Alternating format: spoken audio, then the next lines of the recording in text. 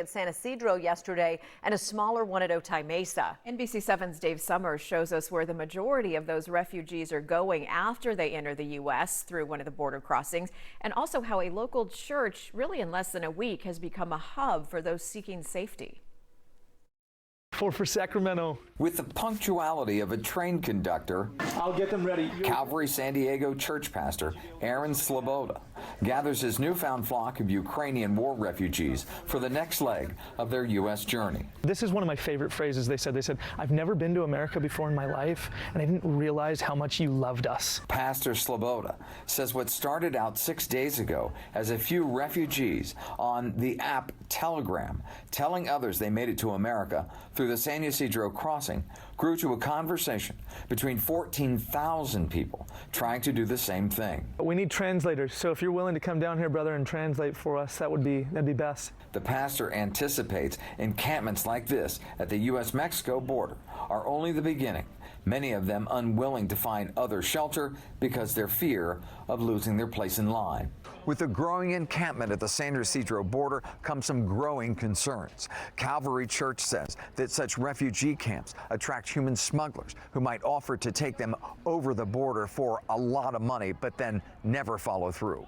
Calvary has volunteers on both sides helping refugees. Despite that, from the time they leave the Tijuana airport, the average time it takes to get to Calvary Church is 30 hours. They are here less time than that. What they're getting here is a meal, something to drink, a time to actually be safe and relax. The church then places them into the network of host families. Most of those are church members. Russ, who belongs to Potter's House Church in Sacramento, is likely their next helping hand. I see a lot of moms, a lot of kids, you know what I mean? It's in my country before. And I know, like, who is helping these guys? Russ has made 5 trips back and forth to Sacramento this week, shepherding refugees to families there. He's paying back a favor he received 20 years ago when he emigrated to the U.S. I'm tired, but I'm doing this because when I'm coming here like 20 years ago, Jesus and you guys helped me through. It is a labor of love, and for Pastor Sloboda, a devotion he cannot ignore. When we see a need and we have the ability to help, it would be sin for us not to help. In Chula Vista, Dave Summers, NBC 7. And many San Diegans have looked for ways to help Ukraine. Some people have donated money, others are donating supplies. But as NBC 7's Joe Little shows us, a longtime San Diego radio host has joined an international broadcast giving Ukrainians an escape from the terror around them.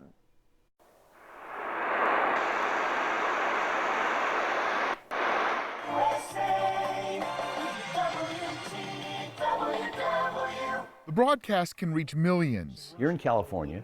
It can be heard in Europe. With radio hosts from the U.S. Like Dave Mason, who broadcasts out of a closet in his San Diego home. We'll play Chubby Checkers.